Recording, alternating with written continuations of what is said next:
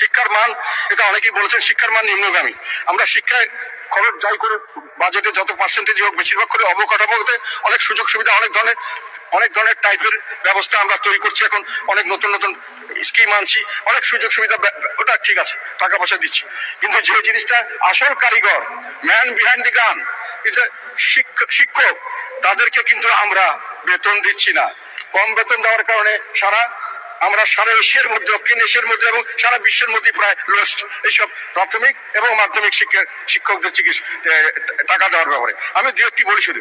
প্রাথমিক শিক্ষায় শিক্ষকদের মাসিক বেতনের গড় মালদ্বীপে 1,11,900 টাকা, আর ভারতে 33,445 টাকা, আমাদের বাংলাদেশে 19,977 টাকা। তো এই একটা জিনিস দেখলাম। আর মাধ্যমিকেও দেখলাম যে একই অবস্থা। মালদ্বীপে 90,000 টাকা, পাকিস্তানে 30,000 টাকা, বাংলাদেশে 17,500 টাকা। তো এখন প্রশ্ন হলো যে ভালো যদি বেতন না দেন ভালো লোক তো আসবে না, ভালো লোক আসলেও থাকবে না। তো আপনি যদি শিক্ষক যেটা গড়ার কারিগর, যারা মানুষ করবে, তাদেরকে যদি সঠিক না দেন, যন্ত্রপাতি যতই দেন, যত সুযোগ সুবিধা দেন, এটাতে কোনো লাভ হবে না। আমরা যখন ছাত্র ছিলাম একেবারে টিনের চাল এবং বেড়ার ঘরে প্রাথমিক শিক্ষা হয়েছে, তার জন্য তো আমাদের কোনো অসুবিধা হয়নি। মানে স্পিকার